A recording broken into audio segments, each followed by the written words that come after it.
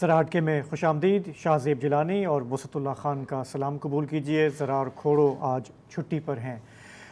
اسرائیل کی غزہ پر چڑھائی کو 7 ماہ ہونے کو آئے ہیں. اب رپورٹس یہ ہیں کہ اسرائیل نے بمباری شروع کر دی ہے رفح کے علاقے پر، جہاں لاکھوں فلسطینی پناہ گزین موجود ہیں. وہاں سے نقل مکانی شروع ہو گئی ہے.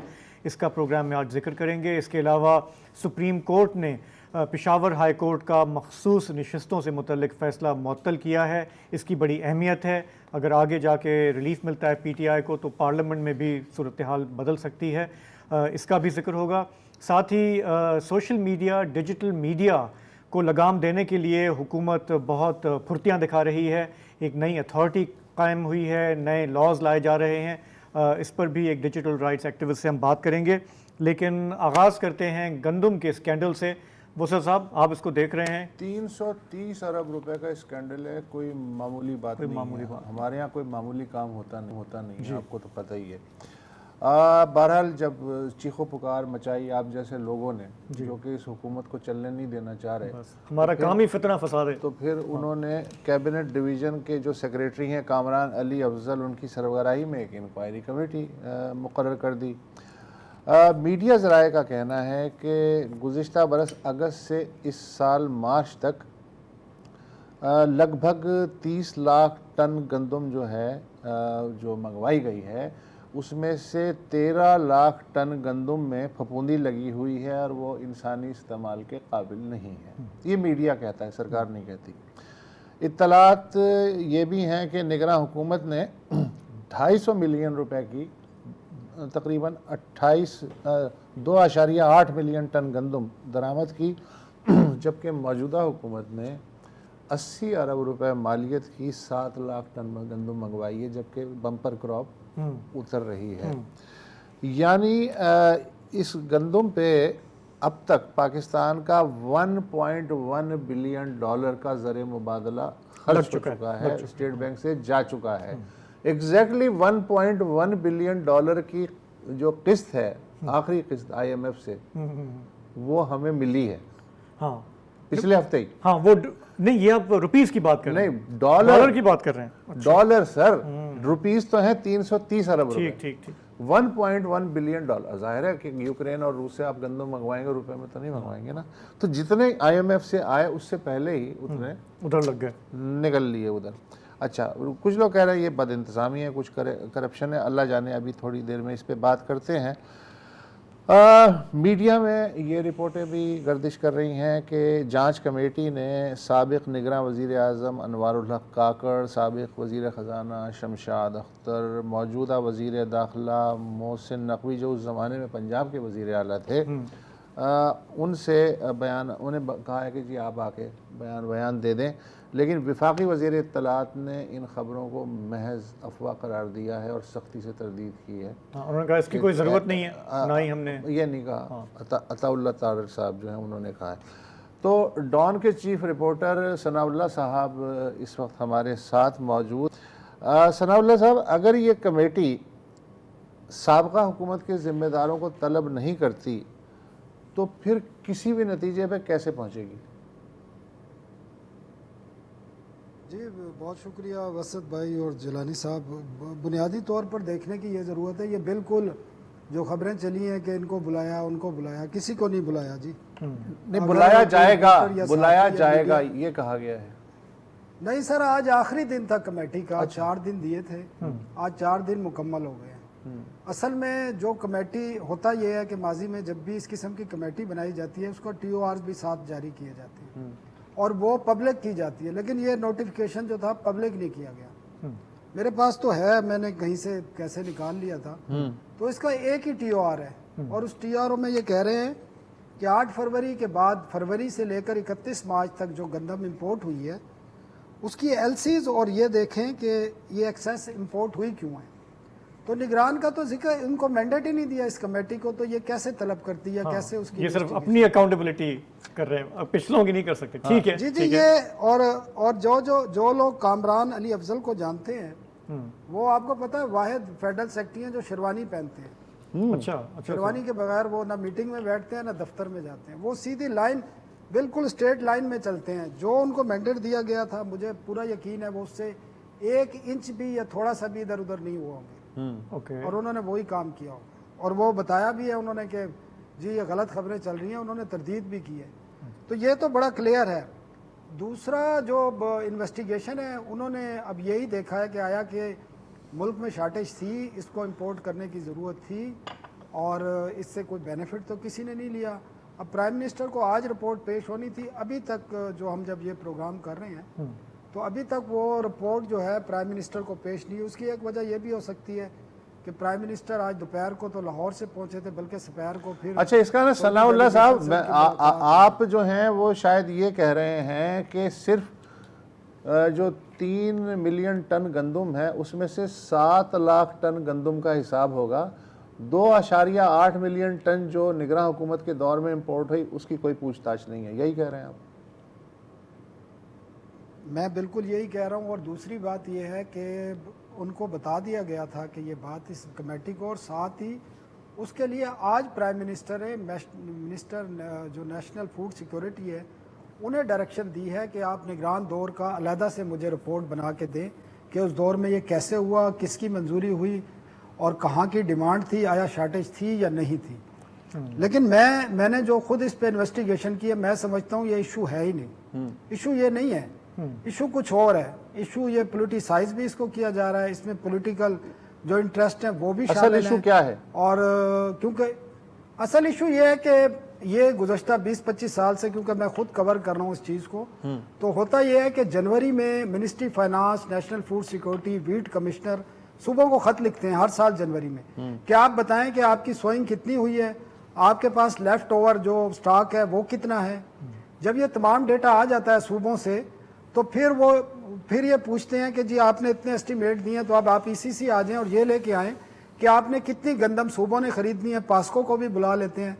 मैं सिर्फ लास्ट ईयर का आपको बता दूं, लास्ट ईयर जब मीटिंग हुई है तो ईसीसी, क्योंकि फिर उसी बुनियाद पर, क्योंकि सूबे पैसे नहीं खर्च करते, ये ईसीसी अरेंज करके देता है उनको, कैश क्रेडिट लिमिट एक देता है, और वो स्टेट बैंक उनको जब भी ज़रूरत होते हैं गंदम की खरीदारी के लिए, जितने भी हों 200 अरब, 400 अरब, 1000 अरब तक, वो हमेशा अरेंज करके देता है। अब पिछले साल जो है पंजाब गवर्नमेंट का टारगेट था, पंजाब गवर्नमेंट का, वो 4.5 मिलियन का वीट का मैट्रिक टन का। इसी तरह जो सिंध की हुकूमत थी उन्होंने 10 लाख, और बलोचिस्तान ने 50,000, और केपी क्योंकि पीटीआई थे वो आए नहीं ईसीसी में।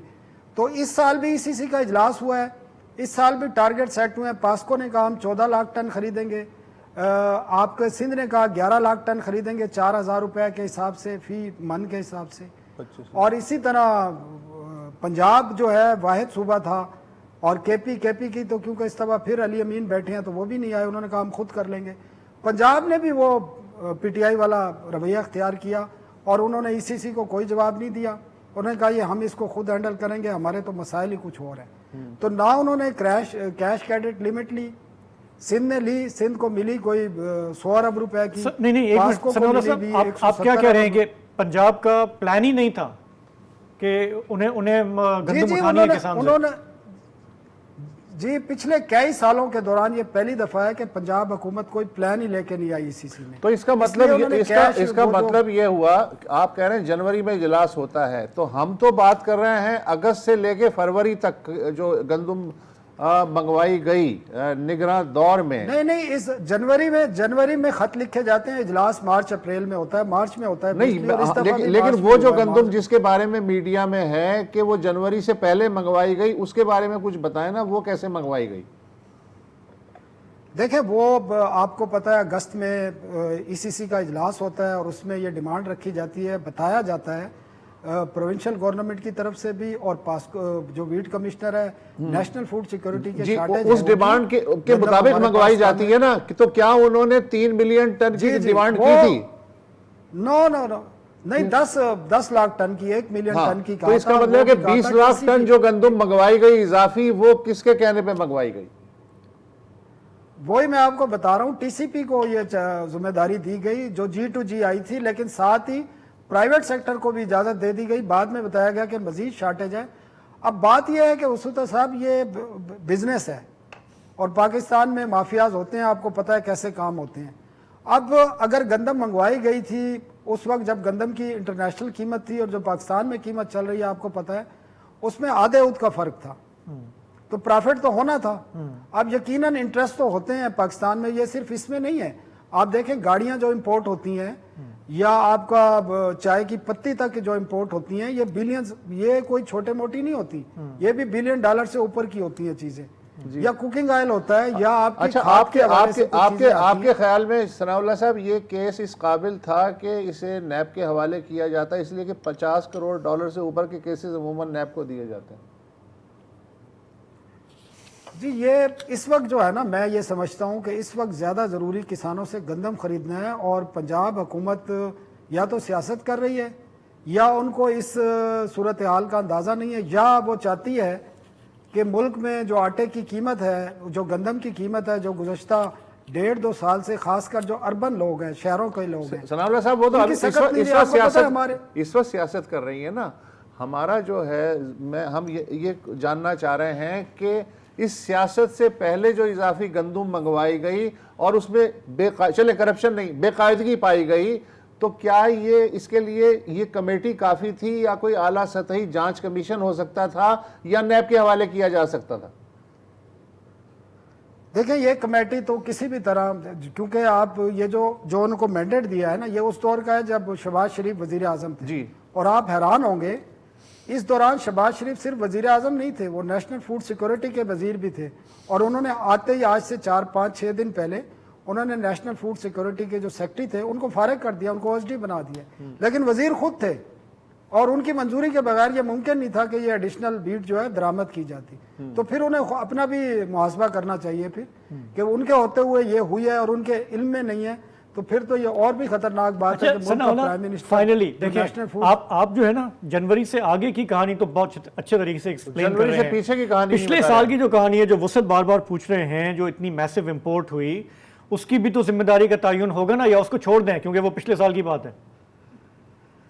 नहीं, मैं इसलिए बात नहीं कर रहा कि उस पर कोई भी कुछ नहीं कर सकता, वो कोई सियासी जमातों का नुमाइंदा कोई भी नहीं था निगरान में। बस देखिए, क्लियर सी बात नहीं, है। लेकिन आप तो भी रिपोर्टर है ना, समझते हैं, जब आप तो रिपोर्टर है ना, आपको तो पता होगा ना कि निगरान हुकूमत ने ये क्यों किया। मैं एक रिपोर्टर से बात कर रहा सर हूँ। बिल्कुल गलत सर, ये मुमकिन ही नहीं है कि ये बिल्कुल गलत ना हो, क्योंकि आपको पता है आपकी बम्पर करा पा रही है, आपको बता दिया गया है, आपको ये भी बता दिया गया है कि आपके लेफ्ट ओवर जो स्टॉक्स है वो कितने हैं, तो ये तो जानबूझकर किया तो गया है ना, या इसका कमीशन एंड किकबैक्स हो वो तो सर ये तो अब हर आदमी को मालूम है ना, जो बात हम कर रहे हैं, इसका खुरा कहां से शुरू होकर कहां तक जा सकता है, मैं एक रिपोर्टर से पूछना चाह रहा हूं। सर ये निगरान वजीर आजम पे भी जाएगा, निगरान वजीर खजाना पे भी जाएगा, क्योंकि अप्रूवल जो है वो ईसीसी देती है। तो और उसके बाद इनसे कैबिनेट कौन उसको- पूछेगा? कमेटी तो नहीं पूछ पा रही, इनसे कौन पूछेगा? वो कह रहे सर हैं या कोई तो नहीं आप पूछेगा। देखें ना, उसमें या ये नैब के पास कोई वो इख्तियार है जो सुप्रीम कोर्ट के पास है 184 के, और या इस मौजूदा दौर हुकूमत में नैब ये कर सकता है कि वो अब आज खुद कोई नोटिस ले या मीडिया रिपोर्ट्स की बुनियाद पर ले, जिस तरह अभी एक नैब ने नोटिस लिया है कि आपकी as a national professional assembly में- रिकमेंडेशन क्या है? क्या सुप्रीम कोर्ट को टेकअप करना चाहिए, नैब को करना चाहिए, क्या करना चाहिए आपके ख्याल में, आपका जो तजर्बा है? सर मेरी पहली फौरी रिकमेंडेशन ये है कि पंजाब हुकूमत जो हर साल गंदम खरीदती है फौरी तौर पर वो खरीदारी करे और ये इन्वेस्टिगेशन जारी रहे, और जो ये रिपोर्ट अगर पेश होती है प्राइम मिनिस्टर को और नेशनल फूड सिक्योरिटी, तो उनको चाहिए ये फौरी मामला नैब को भेज दें। और नैब इसकी चले ठीक है, एग्रीमेंट हो गया, बहुत शुक्रिया। हमारा आपका एग्रीमेंट हो गया, शुक्रिया बहुत बहुत सनाउल्लाह खान। अभी ठीक ठाक तजुर्बा है, आजकल ये वीलॉग भी शुरू किया है इन्होंने, उसमें मैं देख रहा था उन्होंने काफ़ी डिटेल में जाके ना ये पूरे मामला एक्सप्लेन किए हैं। तो जैसा कि वो मेरा ख्याल है वो उन्होंने हिंट भी यही किया कि वो पिछले साल वाले जो थे ना, जो निगरान थे, उन पर हाथ डालने से सब कपकपा रहे हैं, क्योंकि उनकी सिफारिश बहुत तगड़ी सिफारिश है। लेकिन आपकी बात जब तक वहाँ तक हम नहीं पहुँचेंगे तो कैसे मामला चलेगा, है ना? चलें एक ब्रेक ले लेते हैं, वापस आएंगे तो बात करेंगे कि सोशल मीडिया, डिजिटल मीडिया के मैदान में ये हुकूमत क्या करने जा रही है।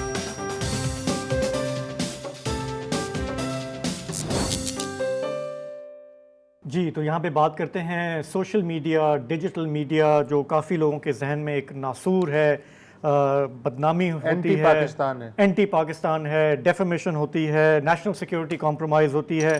काफ़ी लोगों की नींदें भी इस पर उड़ी हुई हैं। हम जानते हैं कि हमारी जो मुख्तलिफ़ सियासी जमातें हैं, जब वो इक़्तिदार में होती हैं तो उनका पहला जो निशाना है वो बाज़ औक़ात यही सोशल मीडिया, डिजिटल मीडिया होता है। पीका का जो लॉ है वो मुस्लिम लीग नवाज़ की हुकूमत में पार्लियामेंट से पास हुआ था, और उसके बाद फिर इमरान खान साहब ने उसे मज़ीद कड़ा करने की कोशिश की। उन्होंने मीडिया पर अपने लिहाज से जो कदगनें लगा सकते थे उन्होंने लगाई। अभी भी हमारी चाहे सियासी गवर्नमेंट हो या रियासत हो, उसका बड़ा फोकस है कि किस तरह इसको लगाम दिया जाए। सिपह सालार साहब ने भी कई दफ़ा अपनी स्पीचेस में इसका रेफरेंस दिया है कि ये झूठ फैलाने का बड़ा ज़रिया है, तो इसको काबू करना ज़रूरी है। पिछले हफ्ते एक डेवलपमेंट सामने आई, बैठे बिठाए आई, अचानक आई, और वो ये कि अब तक FIA का साइबर विंग जो है वो कार्रवाइयाँ डालता था, सहाफ़ियों को उठाता था, वो सियासतदानों के ख़िलाफ़ केसेस करता था। उससे डिफंक्ट करके एक नया अदारा बनाया गया है जिसका नाम है national cyber crime investigation agency. इसके खदोखाल जो हैं वो कुछ सामने आए हैं, लेकिन ज़्यादा बात नहीं हुई। ये भी अब रिपोर्ट्स आ रही हैं कि गवर्नमेंट जो है डिजिटल मीडिया को रेगुलेट करने के लिए एक नया कानून सामने ला रही है, और उसके लिए मुशावरत भी शुरू हो चुकी है। किससे हुई है ये अभी तक वाज़ेह नहीं है, लेकिन कुछ लोगों से मुशावरत हुई है।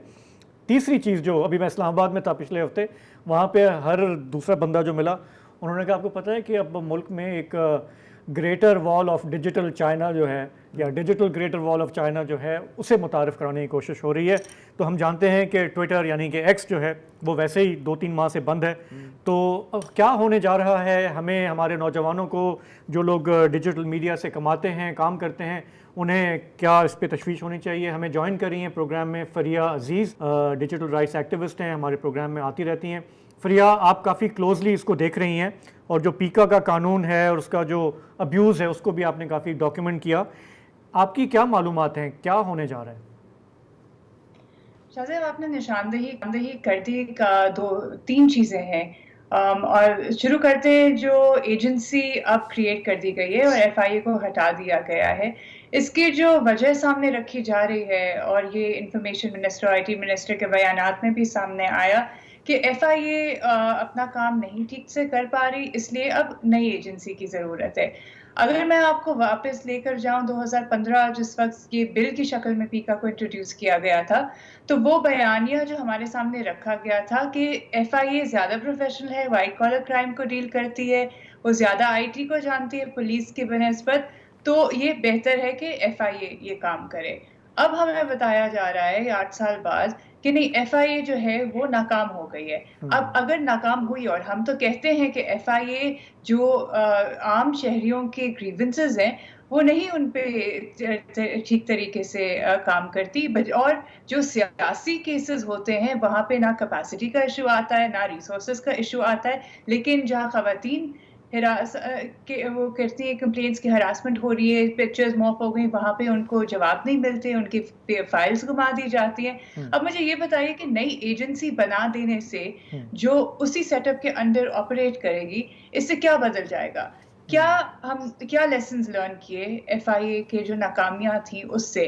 कौन इसे स्टाफ करेगा? और ये इम्प्लीमेंटेशन नाइटमेयर बनेगा और आम शहरी के लिए कि अब वो कहाँ पे कंप्लेन करें, वो नई अथॉरिटी, क्या वो पुराने लोग उधर भी जाएंगे? तो फिर क्या फर्क होगा? अगर नई सिरे से लोग आप ट्रेन करेंगे और हायर करेंगे तो ये इनका क्या इंसेंटिव रह जाता है? वो वैसे ही प्रोसेस नहीं करते कंप्लेन, जिनकी नौकरियां खतरे में पड़ जाएंगी, वो क्या करेंगे? अच्छा, ये जो अथॉरिटी बनी है, ये मैंने इसलिए कहा कि ये अचानक सामने आया कि इसकी पहले कोई नहीं है। शहबाज शरीफ साहब ने जाते जाते इस पे जो है इसके खाके की मंजूरी दे दी थी, निगरान हुकूमत ने उसे बरकरार रखा, और अब दोबारा जो कि शहबाज शरीफ की हुकूमत आई है तो उन्होंने कहा चलो बढ़। अच्छा, तो हाँ, तो ये बताएं कि अब ये जो अथॉरिटी कायम हुई है, मेरा ख्याल है इसकी इम्प्लीमेंटेशन में टाइम लगेगा।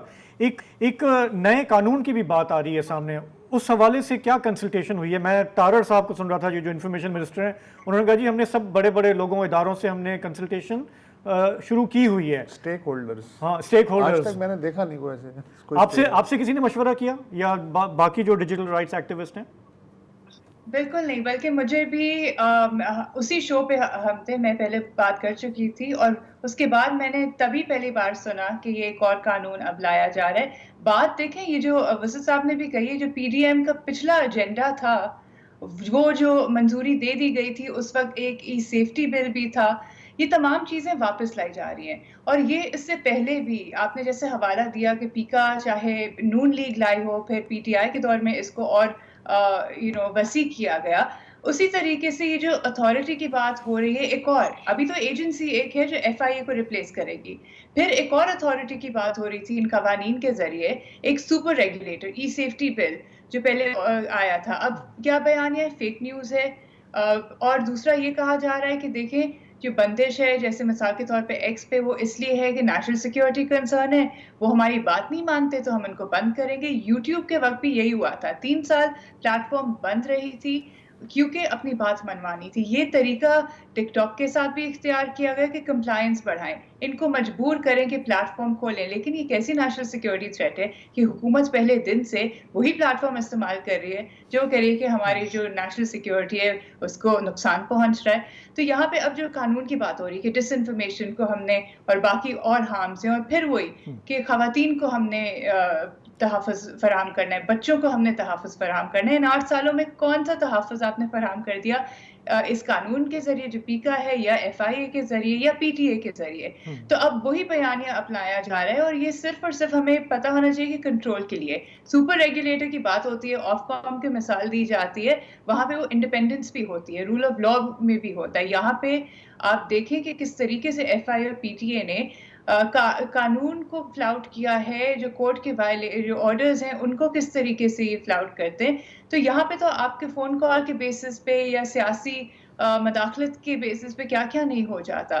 तो एक ये मोहतात हमने रहने की ज़रूरत है। फिर तीसरा, एक चाइनीज़ फायरवॉल, वो भी बहुत पुराने इनके एम्स हैं। 2012 में एक टेंडर फ्लोट हुआ था नेशनल यूआरएल फिल्टरिंग का।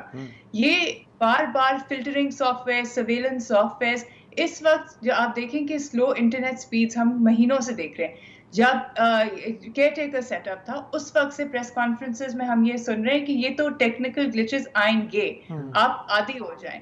आप ये कह रहे हैं कि आप जो बिजनेस कम्युनिटी, डिजिटल एंटरप्रेन्योर्स, एक तरफ डिजिटल पाकिस्तान की बातें होती हैं, दूसरी तरफ कहते हैं बंदिश है, डील विद इट। अगर स्लो इंटरनेट है, डील विद इट। आप जो सिग्नलिंग कर रहे हैं बाकी ग्लोबली, आप कहते हैं लोकल ऑफिसेस क्यों नहीं सेटअप करते लोग, यहाँ पे क्यों नहीं आते?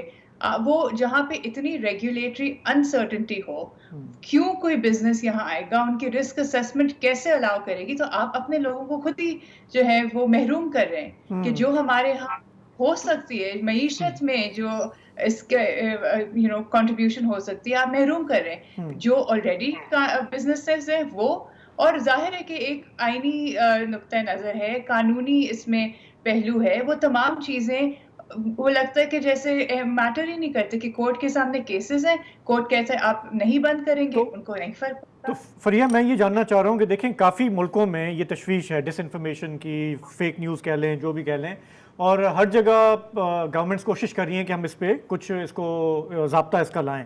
हमारे यहाँ अगर गवर्नमेंट कुछ सोच रही है इस हवाले से, तो कंसल्टेशन किसके साथ फिर होनी चाहिए? अगर ये आके मीडिया ओनर्स और एडिटर्स के साथ कर रहे हैं, तो हालांकि मेन स्ट्रीम मीडिया और सोशल मीडिया भी अब गड़बड़ हो गया ना। हमारा प्रोग्राम भी लोग अब यूट्यूब पे देख रहे होते हैं, टीवी पे शायद उतनी व्यूअरशिप नहीं आती। तो वो कैसे आप लाइंस को डिफाइन कैसे करेंगे, और कंसल्टेशन किससे होनी चाहिए फिर? जी, एक्चुअली शाज़िब, ये कोशिश यही की जा रही थी एक सुपर रेगुलेटर के फॉर्म में कि इलेक्ट्रॉनिक, सोशल मीडिया, ओटीटी के एक अथॉरिटी बना दी जाए जो इन तमाम चीज़ों को रेगुलेट करे। देखिए, इलेक्ट्रॉनिक और सोशल मीडिया में फिर भी फ़र्क है। इलेक्ट्रॉनिक मीडिया के लाइसेंसेस लिए जाते हैं, जो कंटेंट लाइसेंसीज हैं वो कंटेंट प्रोड्यूस करते हैं। सोशल मीडिया जो है वो कंटेंट प्रोड्यूसर जो है वो हर इंडिविजुअल यूज़र है। यहाँ सिटीजन की स्पीच और एक्सेस टू इंफॉर्मेशन की बात होती है। अब इसको किस तरीके से रेगुलेट करें, और ये डिसेंट्रलाइज मॉडल है। कुछ कंपनीज यूएस में बेस्ड है, टिकटॉक चाइना में बेस्ड है, और ममालिक के भी अब आएंगे, स्नैपवीडियो हो गया, कुछ और हो गया। आपके किस तरीके से सेंट्रलाइज तरीके से आप रेगुलेट कर सकते हैं? बिल्कुल सही है फरिया, ये मौजू जो है ये बहुत से लोगों की दिलचस्पी, आपसे दोबारा भी बात होगी। फिलहाल प्रोग्राम में एक ब्रेक का वक्त हुआ।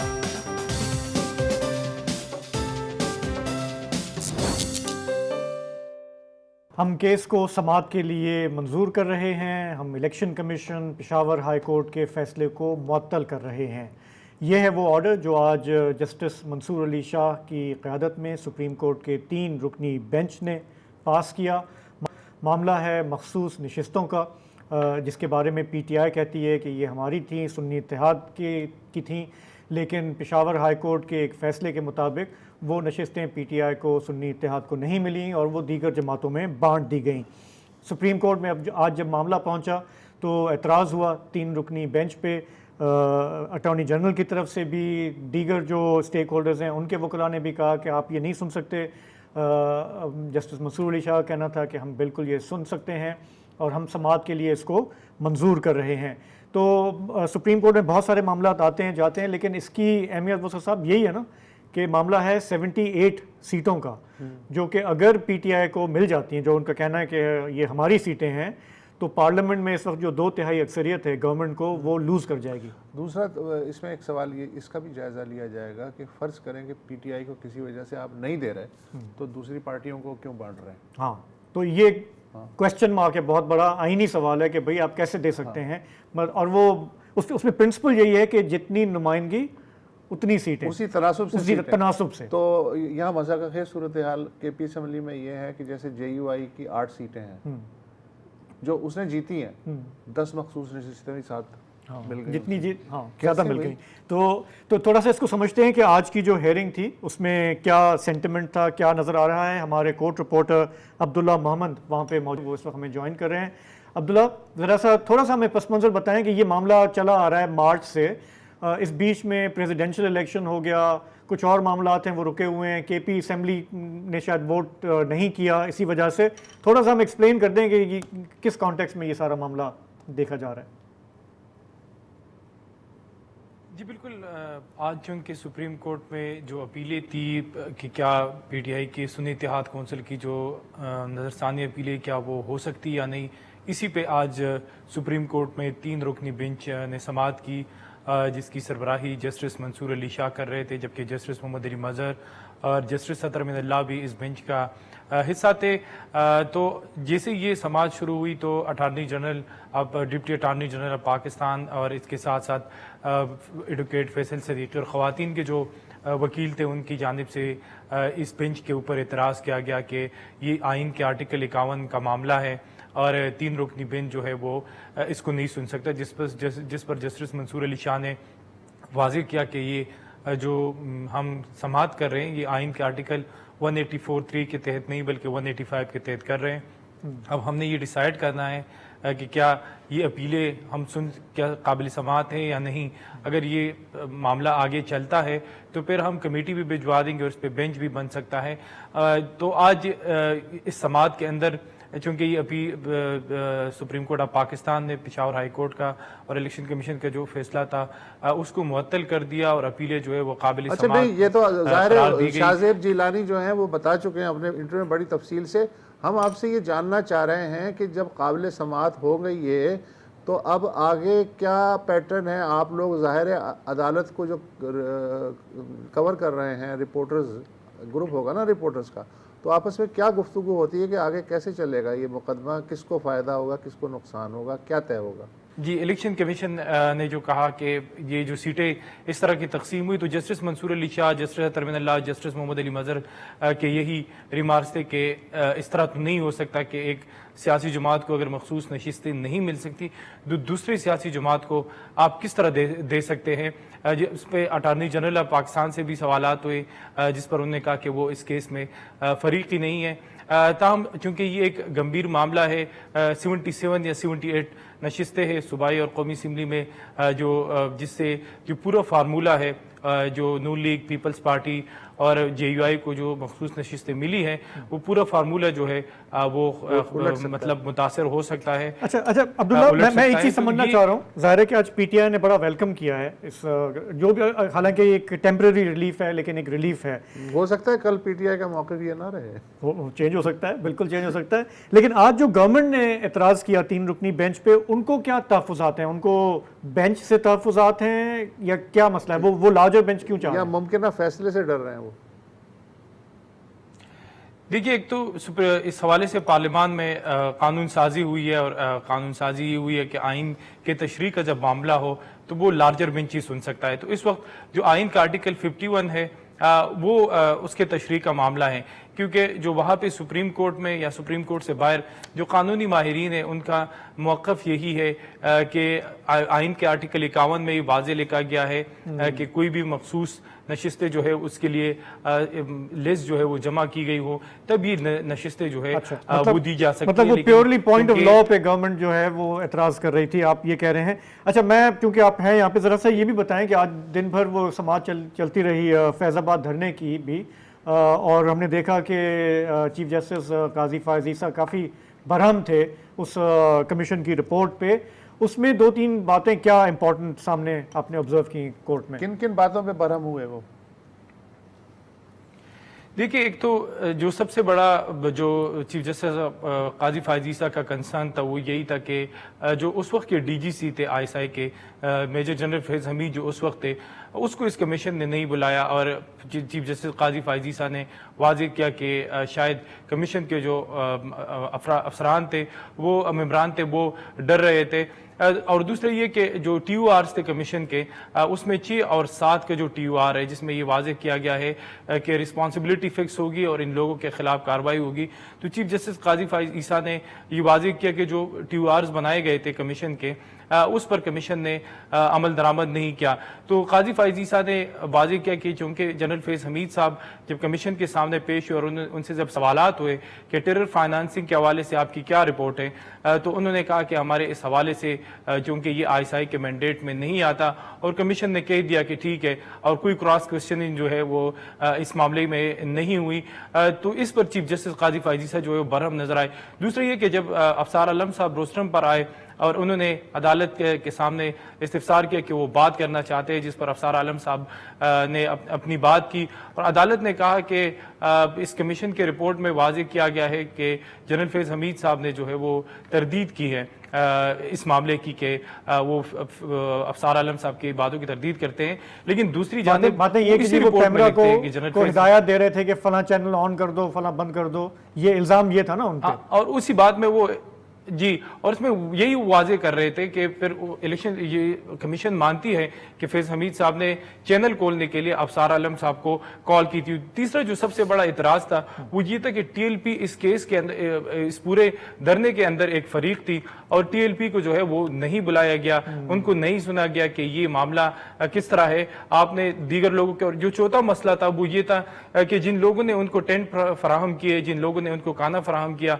उनको आपने क्वेश्चन नहीं किया, बल्कि आईबी की जो उस वक्त की रिपोर्ट थी, आपने उस रिपोर्ट के ऊपर जो है वो इक्तिफा किया। बिल्कुल ठीक। जो पांचवा जो सबसे बड़ा मसला था वो ये था कि पंजाब की जो हुकूमत, नहीं सॉरी, हमारे पास टाइम कम है, पंजाब की जो हुकूमत, नहीं हमारे पास टाइम कम है, आपसे फिर क्योंकि केस अभी चल रहा है, आइंदा भी फिर आपसे रब्ता करें।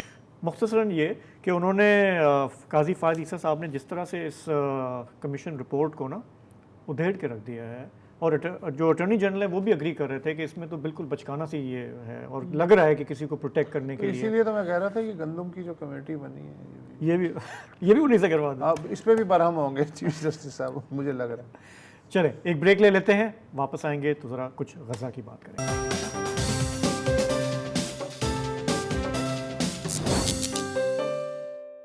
Welcome back. कतर से इत्तलात आ रही हैं कि हमास के सरबरा इस्माइल हानिया ने कतर और मिस्र के हुक्काम को मुतला किया है कि हमास आरजी जंगबंदी से मुतालिक इन दोनों ममालिक की तजावीज़ पे मबनी फार्मूला कबूल करती है। इससे पहले हमास का मौक़िफ़ ये था कि इसराइल यरगमालियों की रिहाई के बदले आरजी के बजाय मुस्तकिल जंगबंदी पे आमादा हो। जेलों में बंद फ़लस्तीनी कैदियों की एक बड़ी तादाद को रिहा किया जाए यरगमालियों के साथ साथ, और इसराइली फ़ौजें फ़ौरन गज़ा को खाली करें, मगर इसराइल ने इन तजावीज़ को मुस्तरद कर दिया था। अब लगता है कि रफ़ा में भारी जानी नुकसान के ख़दशे के पेश नज़र और बेपनाह मगरबी दबाव के नतीजे में हमास ने अपने मौक़िफ़ में बादल नाखास्ता लचक लाने का फ़ैसला किया है। कौन सी तजावीज़ हैं जिन पर हमास एग्री हुई है? मिस्र और कतर की जो मुश्तरका तजावीज़ हैं वो ये हैं कि ये जो पूरा जो माहिदा है ये 3 मरहलों पर मुश्तमिल होगा। ہر مرحلے کی جو ہے مدت وہ ہوگی 42 دن. پہلے مرحلے میں عارضی جنگ بندی ہوگی اور یرغمالی رہا ہوں گے. دوسرے مرحلے میں مستقل جنگ بندی ہوگی اور اسرائیلی فوجی انخلا ہوگا. اور تیسرے مرحلے میں غزہ کی جو 14-15 سال سے ناکہ بندی مسلسل چل رہی ہے وہ اٹھائی جائے گی اور تعمیر نو کا آغاز ہوگا. اسرائیل جو ہے وہ اب تک سرکاری طور پہ خاموش ہے. البتہ اسرائیلی میڈیا یہ کہہ رہا ہے کہ یہ وہ تجاویز نہیں ہیں جن کو اسرائیل نے جو پیش کی تھیں ان سے بالکل یہ الگ ہیں. لہٰذا خاصا چانس ہے کہ جو سخت گیر اسرائیلی حکومت ہے وہ رفح پہ جو چڑھائی کا اپنا منصوبہ ہے اس کو جاری رکھے. اور جب امریکہ پیچھے ہے تو پھر کس کا کیا دھڑکا. رفح میں اگر صورتحال دیکھی جائے تو فلسطینی ہلال احمر کے مطابق یہ جو انتہائی جنوبی شہر ہے غزہ کی پٹی کا، یہاں کے مشرقی علاقے سے اس وقت ہزاروں پناہ گزین ممکنہ اسرائیلی یلغار کے خدشے کے پیش نظر بھاگ رہے ہیں. مگر کس طرف؟ سمندر کی طرف، یہ ایک اور نقطہ، غزہ کے وسطی علاقے کی طرف. کچھ سمجھ میں نہیں آ رہا کہ وہ جائیں تو جائیں کہاں. گویا پچھلے 7 ماہ میں پورے غزہ کی جو لگ بھگ 80% آبادی تھی اس کو اسرائیل نے بمباری اور زمینی حملوں سے مار مار کے اس آخری جنوبی شہر میں جمع کر دیا، جیسے کہ دڑبے میں جمع کیا جاتا ہے اور یہ دڑبہ چاروں طرف سے بند ہو. اور اب اسرائیل ان سب کو مارنا چاہتا ہے یا ہمیشہ ہمیشہ کے لیے تتر بتر کرنا چاہتا ہے. یونیسیف کا کہنا ہے کہ اس وقت رفح دنیا کا سب سے جو گنجان انسانی اجتماع ہو سکتا ہے وہ اس کی شکل اس نے اختیار کر لی. ایک چھوٹا سا قصبہ ہے اور یہاں 14 لاکھ لوگ جو ہیں وہ رہ رہے ہیں اور ان میں سے 6 لاکھ بچے ہیں. اگرچہ عالمی برادری بالخصوص مغربی ممالک زبانی کلامی کئی ہفتے سے بین الاقوامی فلاحی تنظیموں کی ہاں میں ہاں ضرور ملا رہے ہیں کہ اسرائیل کو رفح پہ اس وقت حملہ نہیں کرنا چاہیے، اس کے نتیجے میں ناقابل یقین تعداد میں شہری مر سکتے ہیں.